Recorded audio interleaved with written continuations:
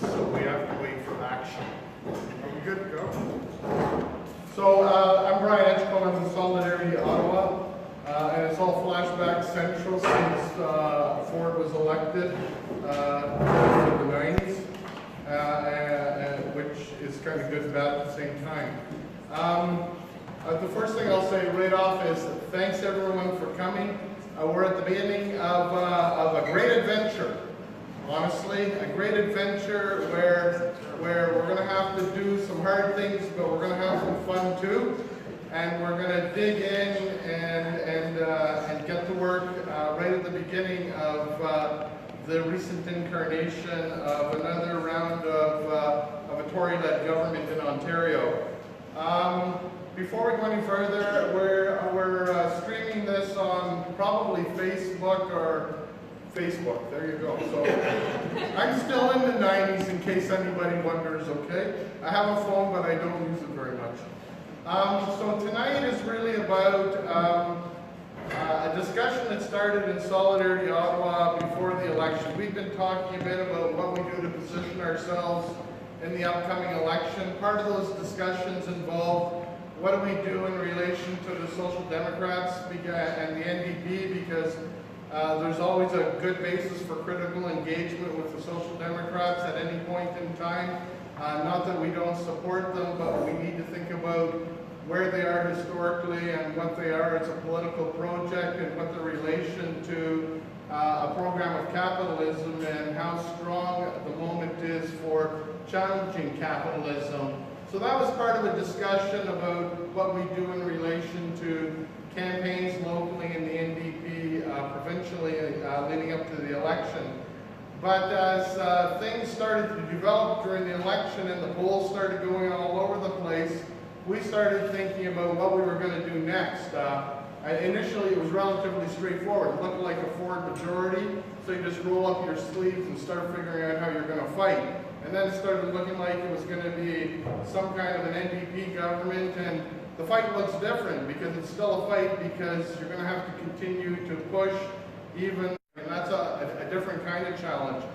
So when we thought through the need to do something post-election, we didn't know what the outcome was going to be. Could have gone either way.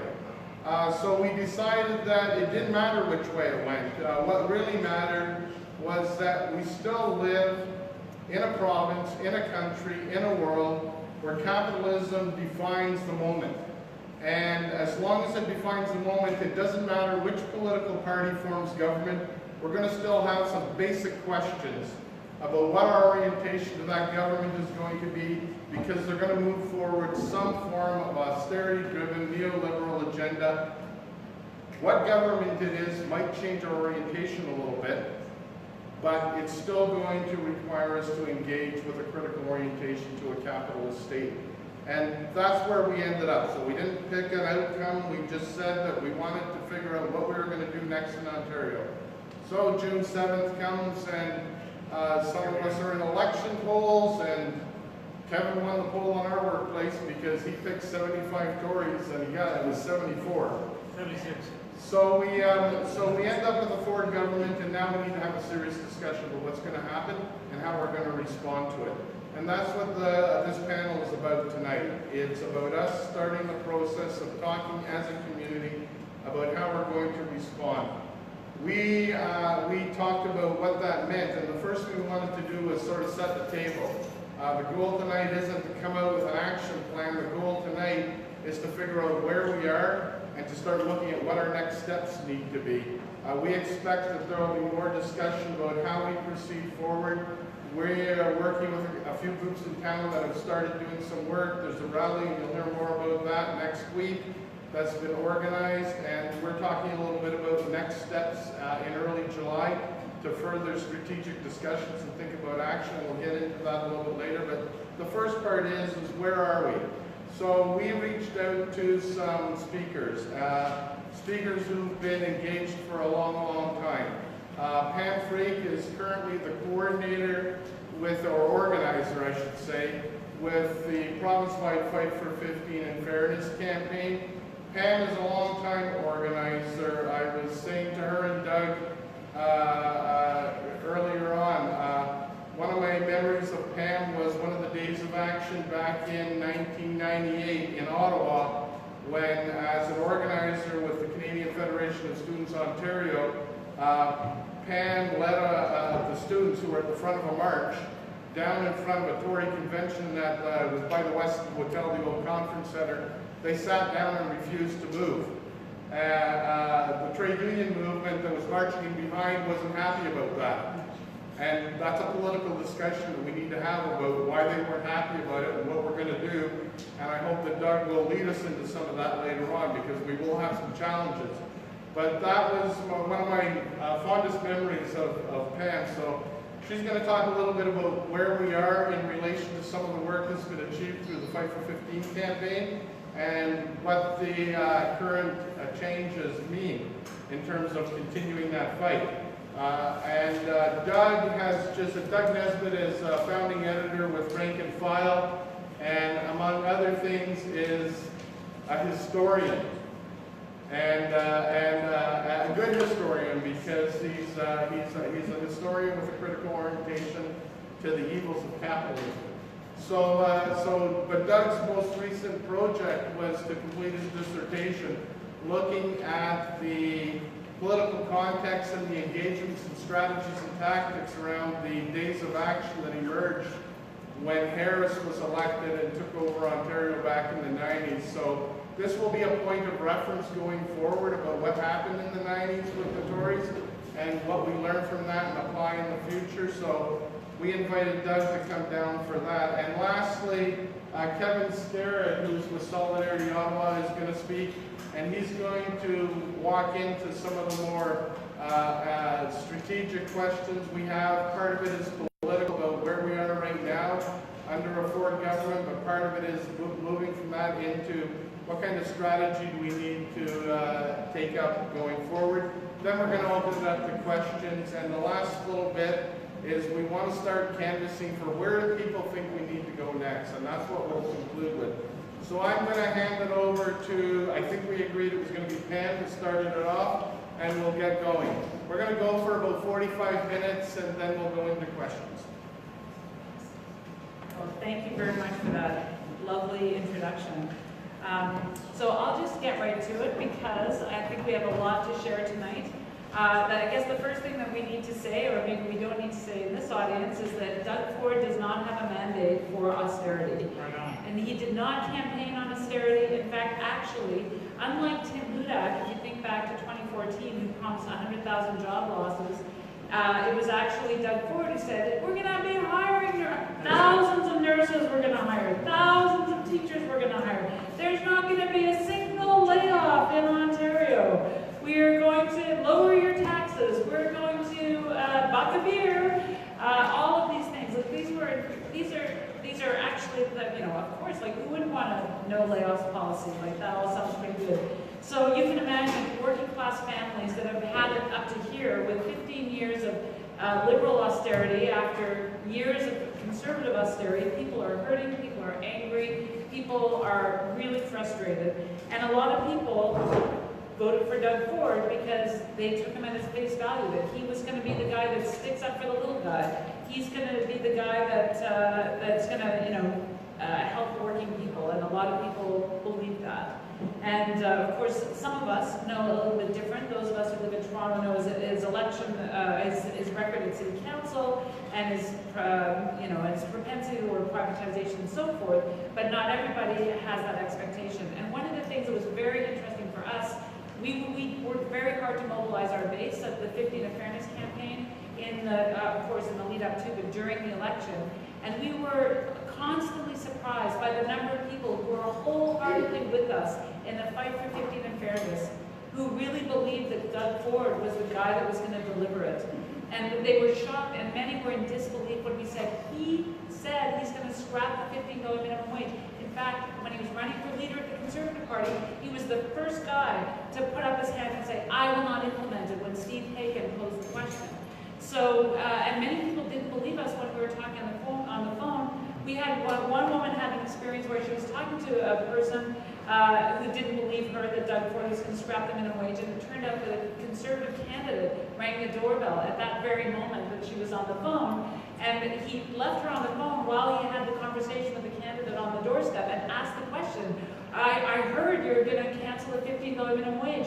And that Tory candidate stammered and stuttered and said, well, you know, it's too much, too soon, blah, blah, blah. And that person said, if you don't support a $15 minimum wage, I am not voting for you, and closed the door. And so you can see how that would turn people around. But it wasn't automatic that people understood that Doug Ford was going to be that guy. But it resonated when people felt like the $15 minimum wage was at risk. That was a voting issue for people. And in fact, what we've learned in subsequent public opinion polls is that about 40% of voters who voted Conservative support a $15 minimum wage. So what that means in terms of the composition of Queen's Park is that it may be the case that Doug Ford has a majority of seats in the Legislative Assembly of Ontario. It does not mean he has a majority in the rest of the province and amongst the voting public.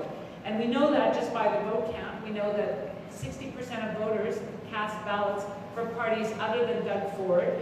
So that's the first instance. We know that even though voter turnout was a bit higher this election, there were still 40% of eligible voters did not vote. And then, of course, add on to that the 40% of voters who did vote for Doug Ford don't support scrapping the $15 minimum wage. That is a very important base of people that we need to organize as quickly as we possibly can. Because the thing that could slow Doug Ford's agenda down is to fracture his base. Because he's got a contradiction at the heart of his base, where there are people who voted for him, most definitely, because they want austerity. It's the business class that is in the process of disciplining the Liberals for granting these concessions to workers in the first place, and I'll speak to that a little bit later. That of course, people from the ruling class, the business community, of course, voted for Doug Ford. But there's a lot of people who voted for Doug Ford because they want the opposite. And that means it's very unstable. And there's a real possibility that if we outreach, if we build our allies, if we build momentum, if we consolidate our supporters and pull new people into activity, we could really throw sand in the gas, or throw sand in the smokes, or whatever that expression is.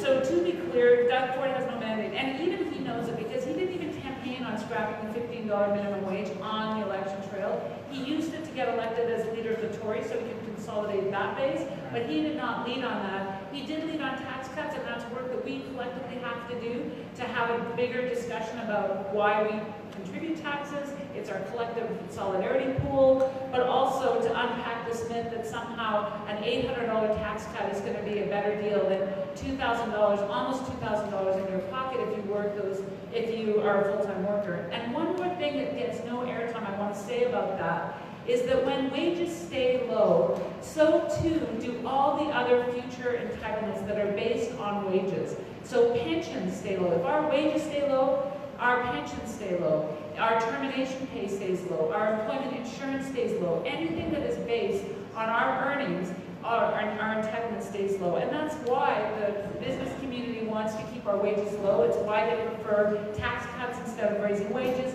It's why they would prefer a universal basic income, because they would rather have the wages subsidized through tax dollars than to have to pay it themselves. So we know Doug Ford has no mandate. He knows it's unpopular on the doorsteps, and those are all really important starting points for us. In terms of what is on the table, I want to be absolutely clear. Bill 148 was an incredible accomplishment for the working class in this province. It is the most substantial reform probably for the working class in 30 years. It is not just the $5 billion annually that is going to be transferred from corporate profits into the pockets of workers through raising the minimum wage. It is also the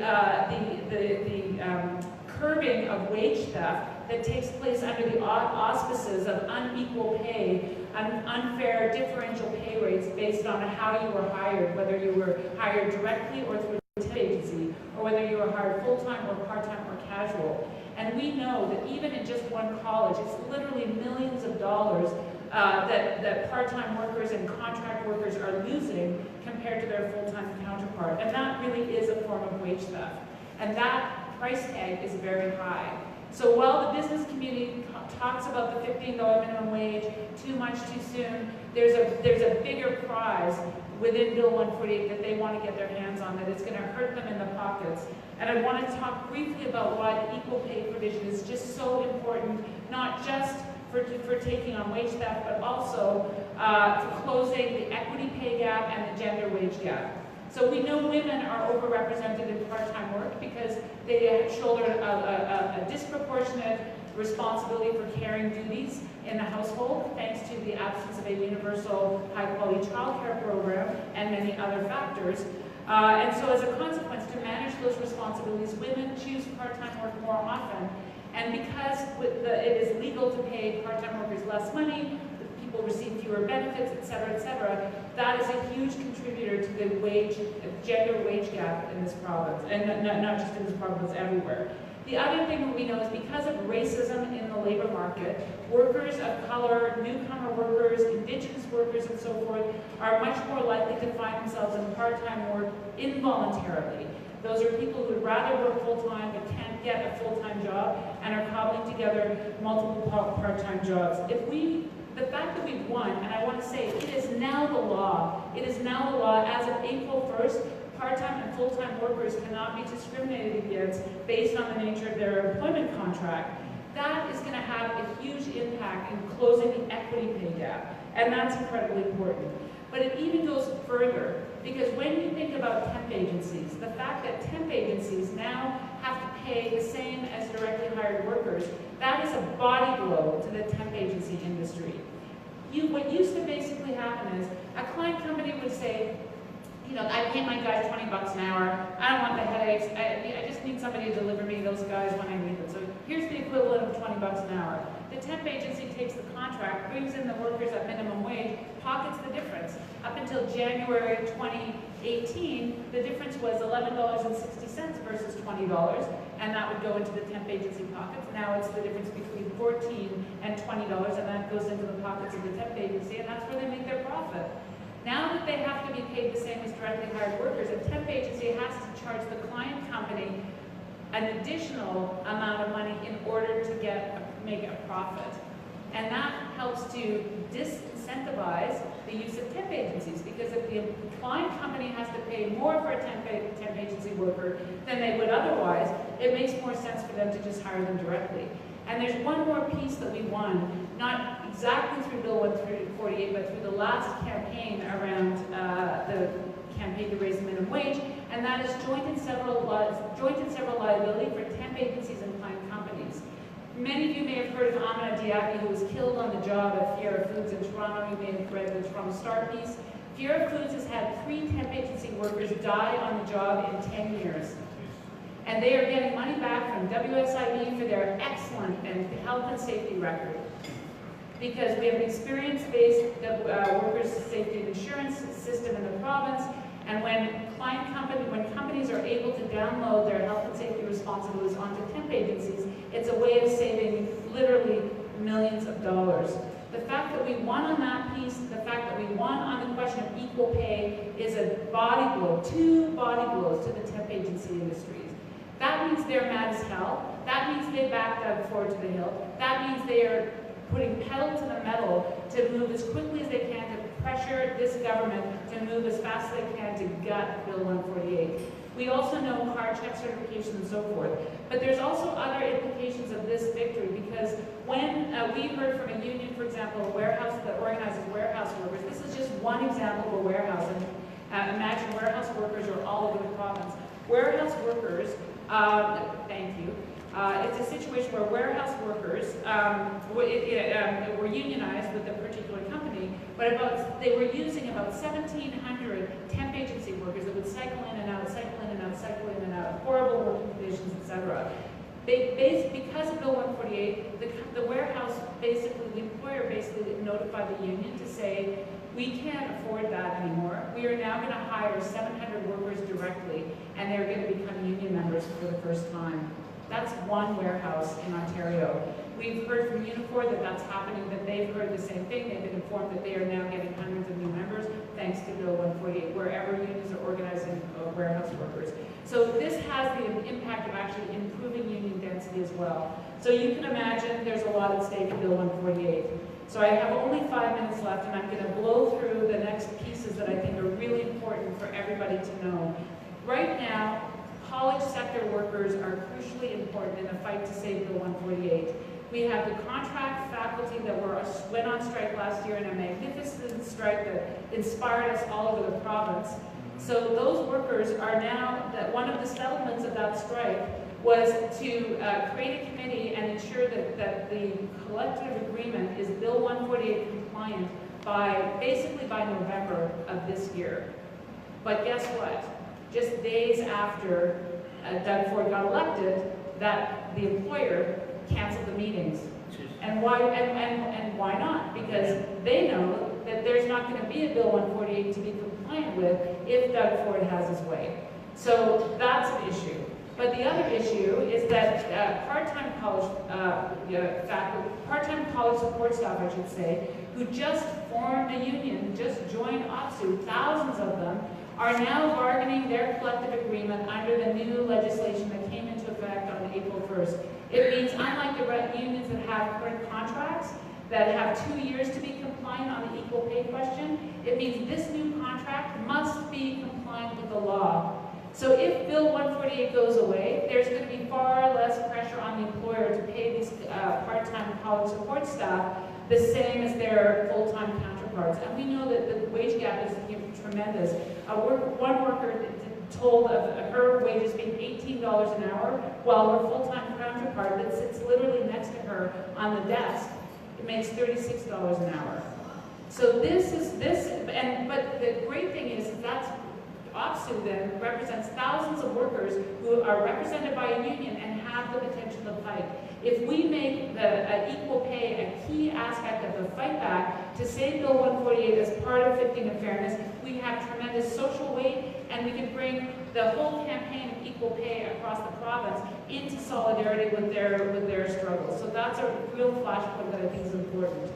The last thing I'm just going to say is this. Nothing is a done deal. I know there's a few people out there that I've heard that it's like, oh, they're going to get rid of Bill 148, and oh, it's going to be terrible, and we just have to hunker down to the next election. We do not wait for the next election, and nothing is over. The Liberals told us in their last mandate, they're not going to do anything more than the minimum wage after they raised it to $11 an hour. They said, no, shut up, don't talk about 15. And guess what? They introduced legislation 3 years later with a path to 15. So we are not going to accept that Bill 148 is going to be touched. And here's a few things I'll leave you with. We need only to give cold feet to 15 newly elected Conservative MPPs to potentially put a spanner in the works. And we know that 8 Tory MPPs were elected with vote margins of less than 1,000. And you know very well in Ottawa West that there's a new Tory MPP who is less than 200 votes, 176.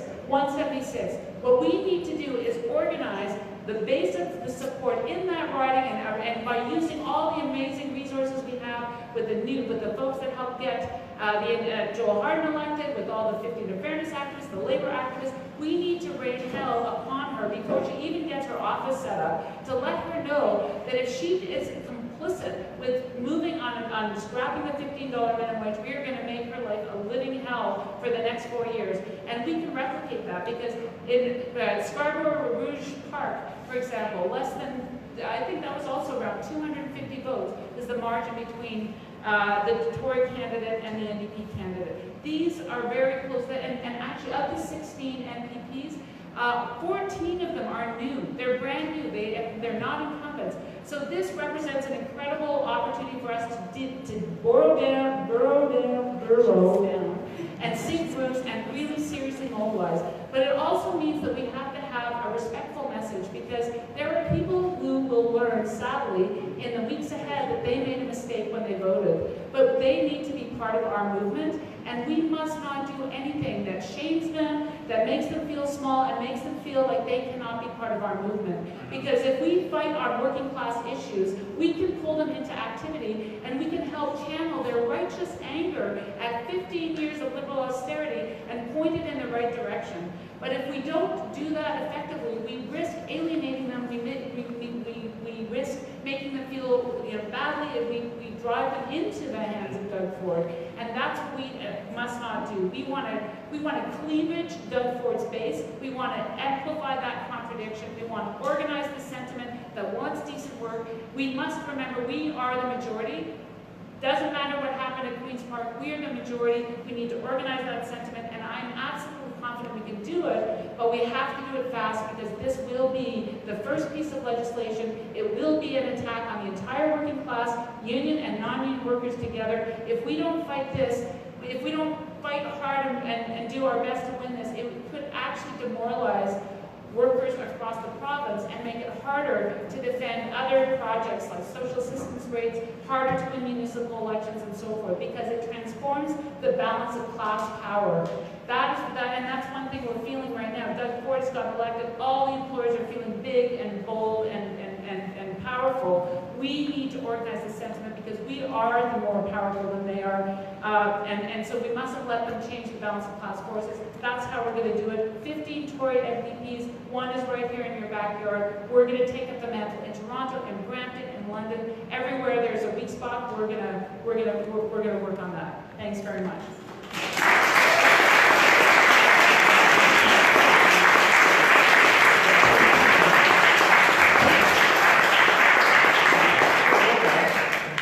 There you go, we get going, don't we? Thanks, Pam. Thanks, everybody, for coming out. Thank you to Solidarity Ottawa for inviting me. I wrote a piece recently in RankandFile.ca called Four Labor Lessons from the Harris Years. And I'm going to riff on that article. It's still up there. If you want to go check it out after, it's probably going to be a little more coherent than what I'm going to say tonight. The 4 lessons are pretty straightforward. The Harris years were a huge social confrontation from about 95 to 98, and there were battles after that as well. But the really intense conflict that happened was over a 3-year period from 95 to 98. Like Ford, Harris was elected in the beginning of June, and this was in 95, and it was in the wake, and I think we have to remember this, it was in the wake of a very disillusioning, demoralizing experience with the NDP in power. It's always something that we should remember going forward. Harris came in promising what he called the common sense revolution, and it was a radical restructuring of the welfare state in Ontario. It was a radical restructuring of what we understand as universal or near universal social programs. It was a radical restructuring of the labor laws in this province, and not just for union workers, but all workers. It was a radical restructuring of how our cities operate. Ottawa was amalgamated, Toronto was amalgamated, there was massive downloading of social programs and social costs onto the cities. There was huge cutbacks in healthcare, education, the infamous 22% cut in one fell swoop to social assistance rates. September 1995, you made X amount of dollars in your welfare check. October 1st, it was 22% less. The common sense revolution was what Thatcher did in Britain in the 80s is what happened here in Ontario, and it led to this massive battle. And Ontarians in huge numbers took to the streets. The first day of action in late 95 in London, Ontario, conservative London, Ontario, which is now all 3 ridings are NDP, some 23 years later, which is very interesting. But conservative London, 30,000 people went on strike, 15,000 people marched in minus 25 weather, and people said, oh wow, this is something. A month later, there was a march at Queen's Park, a big rally for education. 35,000 people showed up. Whoa, something's going on here. The next month, there was another day of action in Hamilton. It was 2 days. There was a strike on the Friday and a march on the Saturday. The city was shut down on Friday, and the march the next day was 100,000 people. And the Monday after that Hamilton Day of Action kicked off a 5-week, really tooth-and-nail battle between OPSUs, its 65,000 members, and the government. And from there, over the following 2 years, it ebbed and flowed, it went up and down, it got really intense, and sometimes the pressure let off. There was this tug-of-war battle between the common sense revolution, the Harris Tories, and this labor-led mass movement. And some of the protests are just staggering in size. The Metro Toronto Days of Action in October '96 really dwarfed anything else that happened at the time. Some people say upwards of 1 million people didn't go to work on the Friday. I don't know how much I believe that, but it was hundreds of thousands. The city was called a ghost town. And then the following Saturday, the mass march, people put the figure anywhere from 150 to 200,000 people in the streets, which was the largest demonstration in Canada until the massive rallies that happened in the Quebec student strike in 2012. And then there was a 2-week political protest, it was called, but it was an illegal strike by 126,000 teachers in Ontario at the end of October of '97. I definitely remember that. I had 2 weeks off high school. I won't pretend that I was super political at the time, but I certainly appreciated that they were not working. I played a lot of road hockey. What are the 4 main lessons we can draw from this? There are many lessons, but I want to zero in on 4 that I think are really important for the moment that we're in right now. So really the first lesson, and maybe the most important, is protest early and protest often. There were activists, as soon as Harris was elected, knew that the common sense revolution was real. They knew what had happened in Britain in the 80s. They knew what had happened in the US under Reagan. They knew the smaller experiments that were out there, the so-called New Zealand experiment, where the welfare state was absolutely decimated in the 80s, and was actually an inspiration to a lot of the stuff that happened here in Canada in the early 90s with the consensus around austerity and neoliberalism. And at the National Action Committee of the Status of Women, they had a convention within a week or two of the election.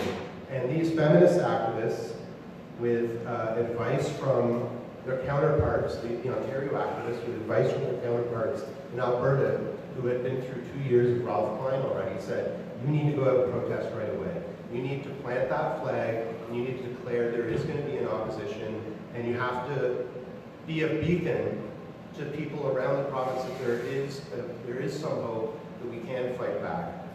And pull that first layer of people in who are ready to protest or just looking for where to go. And there's a rally of 2,000 at Queen's Park within a few weeks, and this is led by what is called the Embarrass Harris Coalition at the time.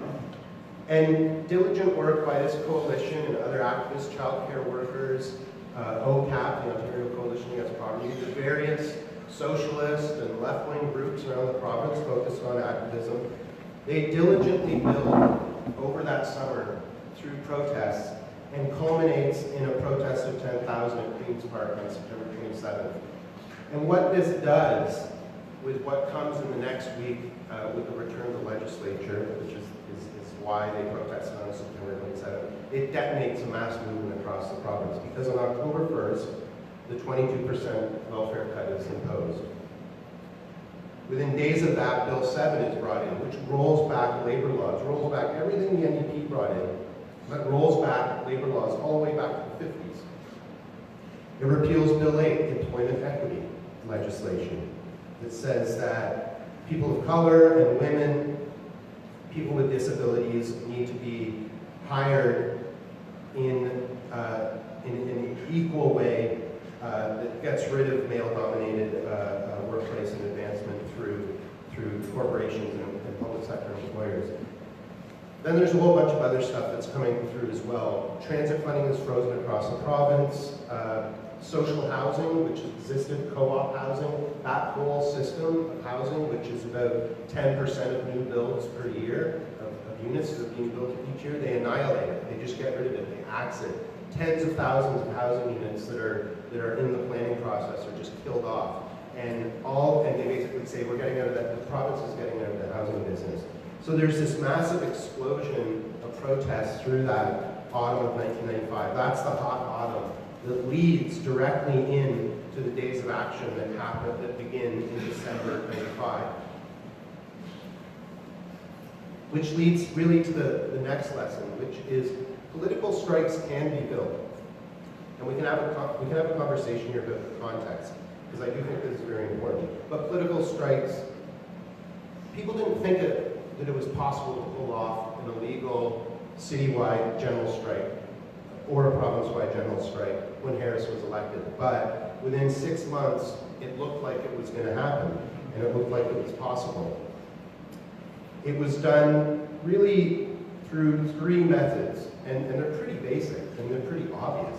Membership education. Every single activist on the shop floor, every single union organizer, every single union leader, local leader, they pull together and develop a plan to educate the membership on what the common sense revolution is. And you're dealing with a population in the unions where CAW, the auto workers, you know, the mighty militant auto workers at the time, where estimates were something like 30 to 40% of the membership voted for Harris. Estimates that OPSU, 30 to 40% of the membership also voted for Harris. In fact, they did surveys of the membership, and that's what the figures were showing. So there was a lot to be counteracted. There were strike votes taken, not legal strike votes for an illegal strike, for a one-day walkout. There were mass meetings that happened. And they built this rapidly in this in this blitzkrieg of the common sense revolution that was happening in the autumn of 95, while protests proliferated around the province. Pam's point about actually going to the MPPs is really important, because that was the fall of 95, was wherever the Tories turned up at some sort of public meeting, and most of these meetings were in fact fundraisers for the Tories to replenish their coffers that had been expended during the election, you know, 150, 250, $500 plate dinners across the province. People attacked these meetings with hundreds of people coming out in all sorts of small towns. So political strikes can be built. The context is different right now. We should have a conversation about that. But we should also look at things like what happened in West Virginia and Oklahoma with the teacher strikes that have just happened down there.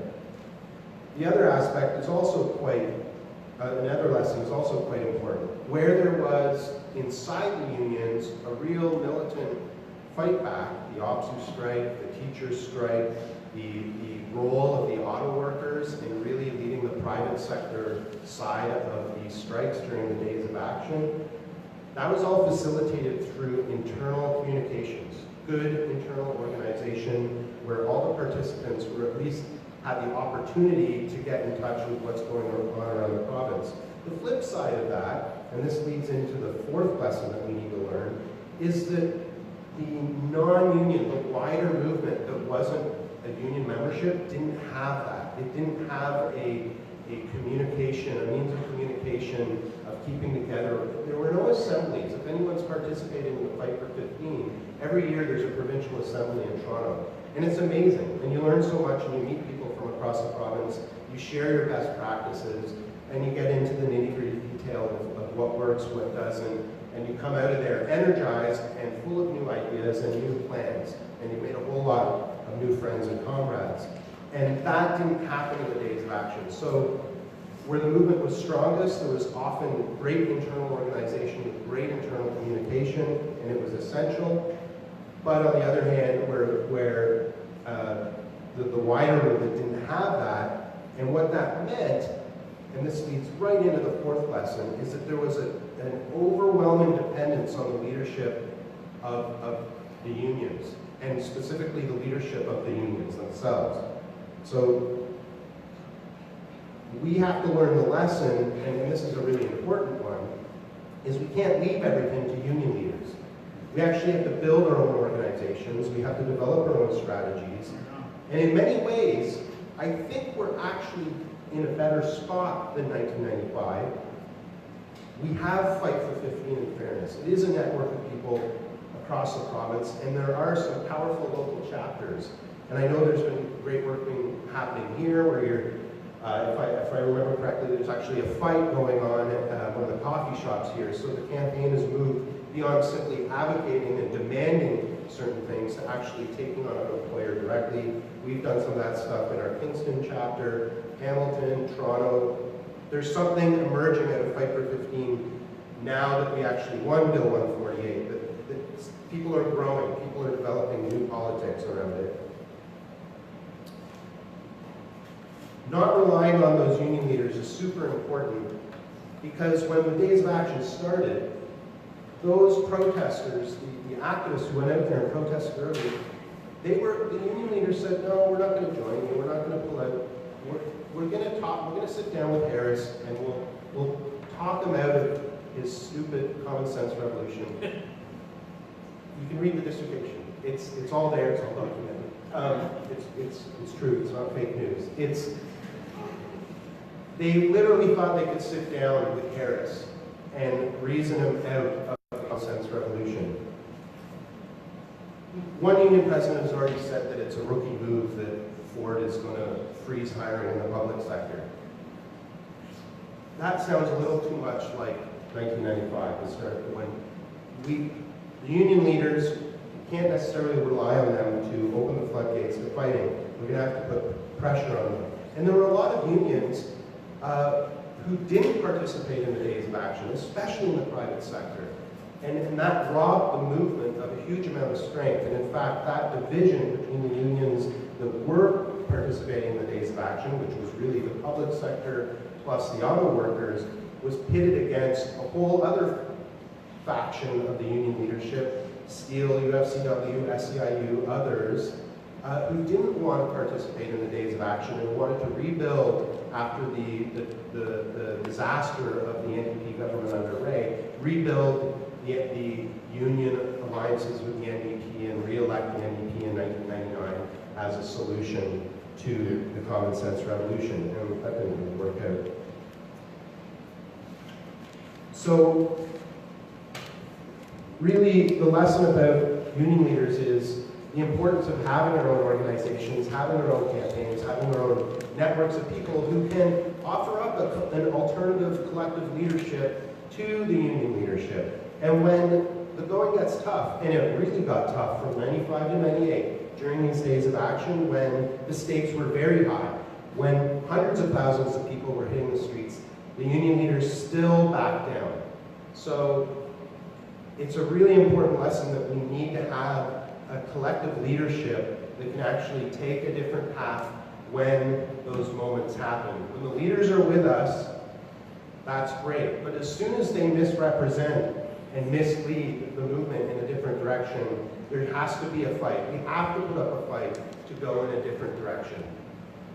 And I'll end on this, just an observation about the moment that we're in.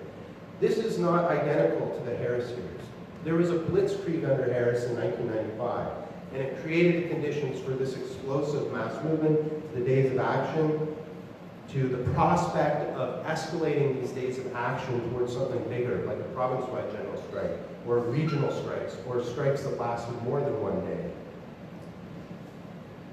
We are in a different period. The unions are much weaker than they were in 1995. That militancy isn't there. The days of action really robbed and fragmented and broke up that mass movement. I think people were demoralized. Everyone who went through it remembers it, but we don't really talk about it. We only started talking about it in this last year, the prospect of Ford. I think there were some rumblings when it looked like Hudak might win. But we need to investigate this history, and this is why I did it, in order to understand where we go now. We can't draw a parallel exactly between Harris and Ford. We can't draw a parallel between our movements now and the movements in 1995. But there are really valuable lessons. We have to keep our eye on the prize. We have to be protesting. We have to be recruiting. We have to be pulling people into activity. We have to develop our own organizations that can move independently of the trade unions and pull trade union activists in that direction as well. So I'm going to wrap up there, and I'll be happy to answer questions. Thanks very much.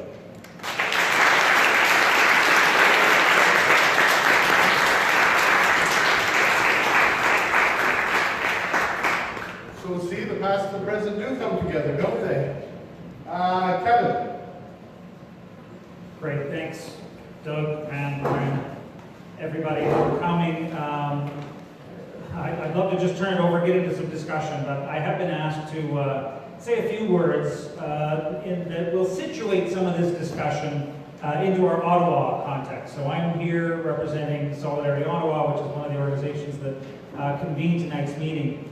I've got a few political points I'd like to try to make to really, I think, extend some of what Pam and Doug both said.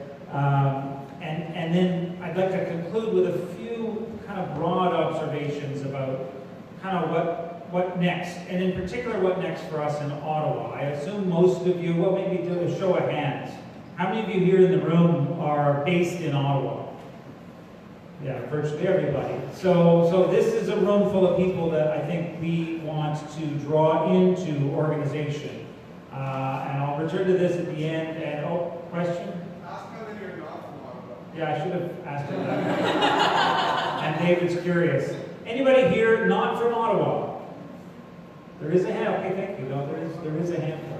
Well, you're welcome to come back anytime and join us.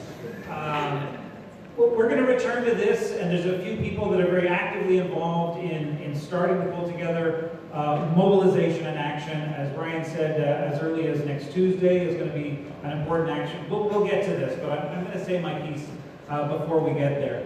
So I won't repeat the elements of what Doug and Pam both said about why Ford is, and this new government is such a serious and dangerous prospect.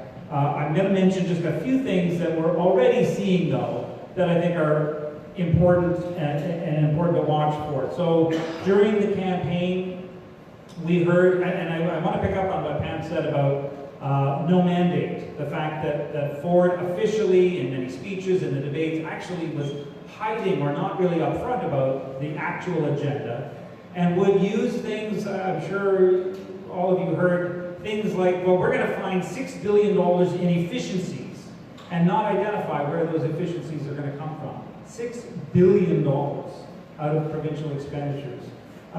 It's important and notable that among this raft of the first things that have come out are this hiring freeze that people may have seen this week, reported, instituted this week by memo. I actually read one of the memos that came out from one of these officials, and it was, I think, also notable, politically interesting to see that there were several categories of public sector, public service worker that are exempt from the hiring freeze.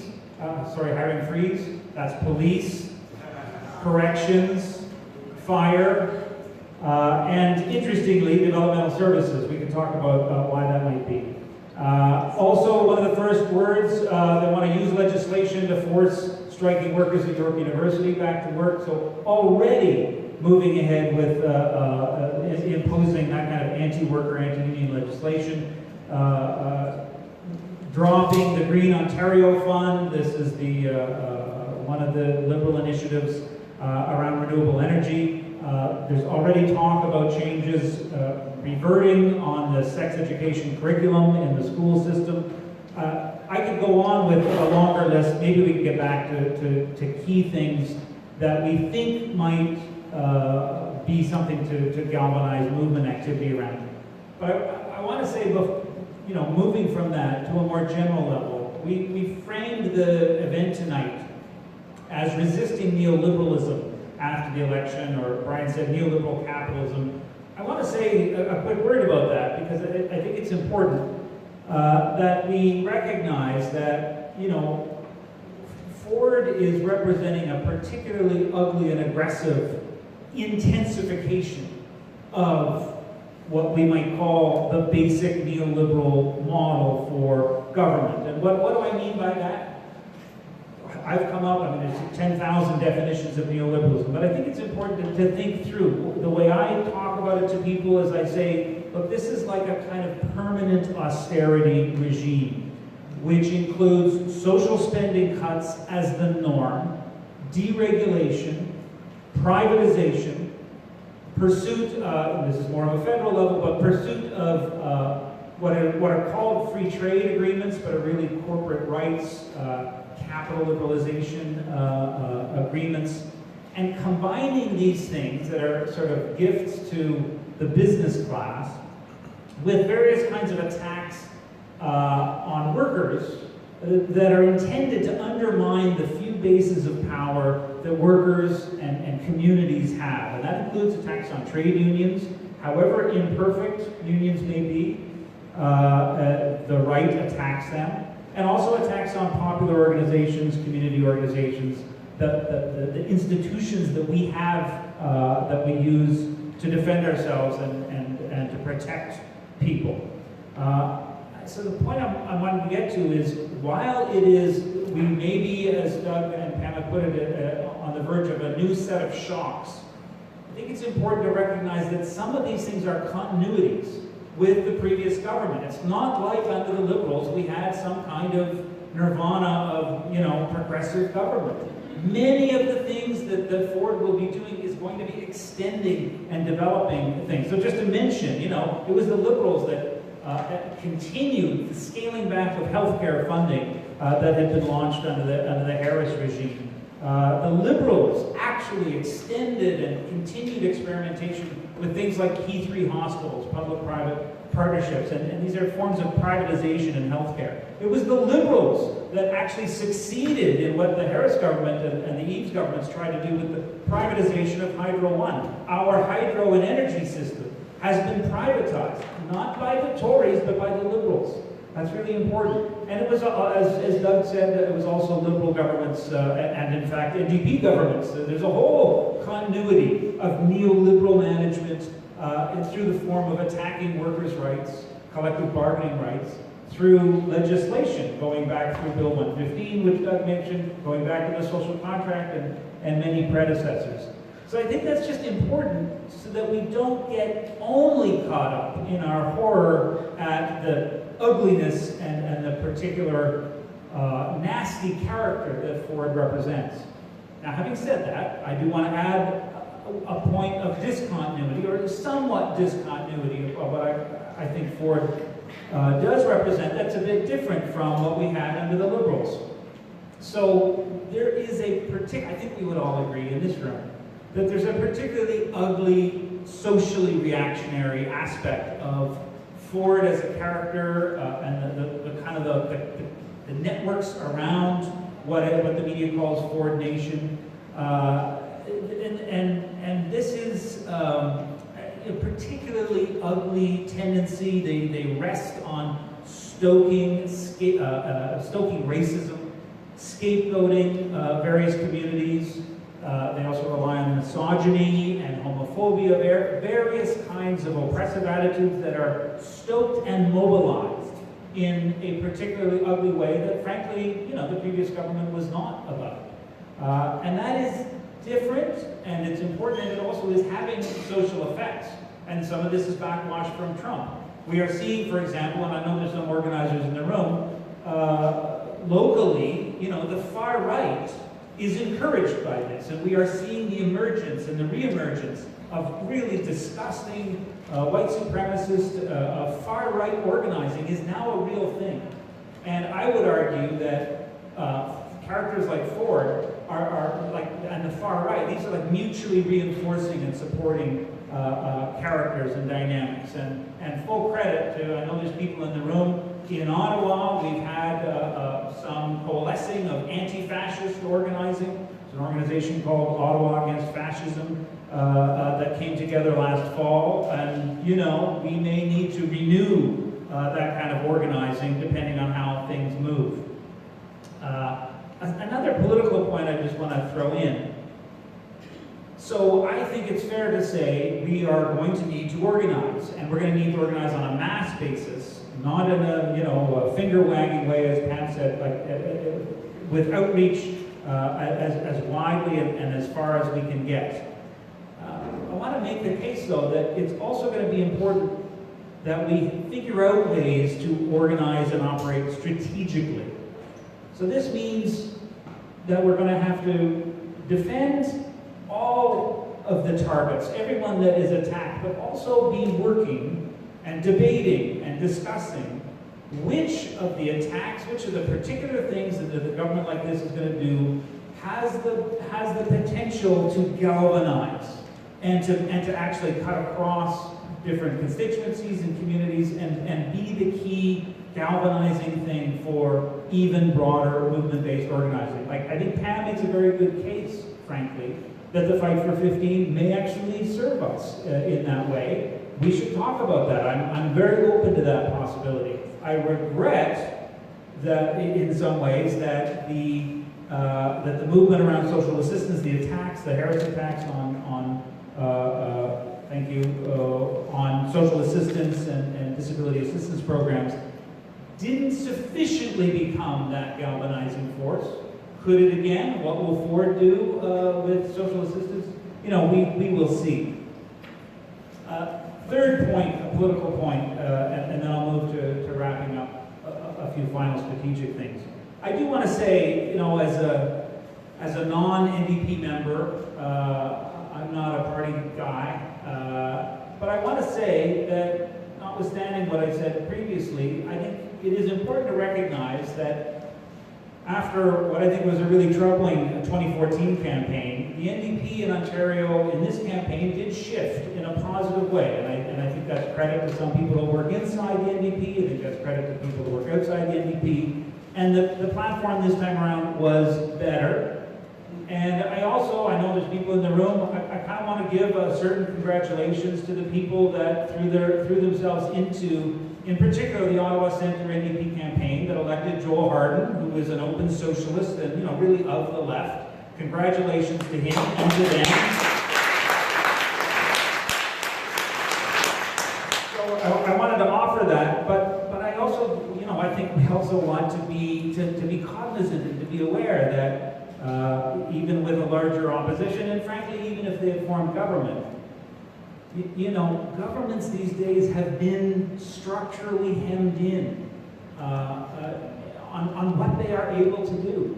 The power is not just in government. It's simply, I think we keep seeing, simply forming a government under liberal democracy as it currently exists is not power. It's not actual power. All governments are accepting some of the parameters of this sort of neoliberal framework. So what we've got to think through is not just how can we get the NDP instead of Ford, it's how can we actually build social power that would be sufficient to actually change the direction of government in our society, in some ways regardless of who is actually officially in office. I think that applies here, that applies in the US, and so forth.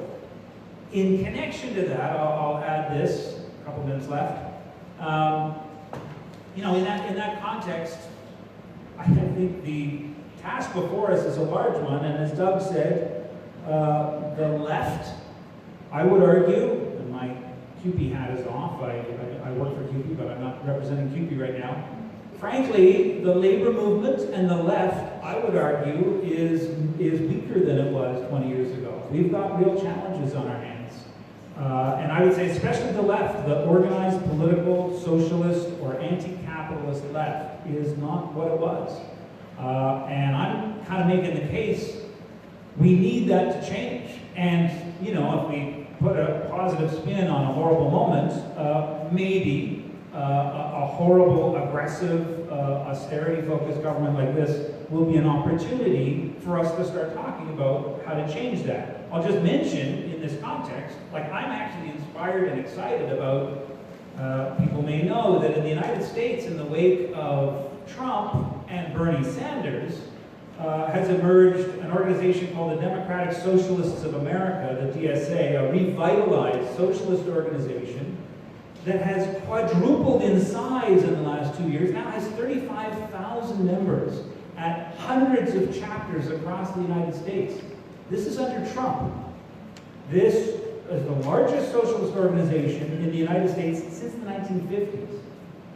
In the UK, there's an organization called Momentum that is operating inside the Labour Party, basically as part of the Corbyn movement.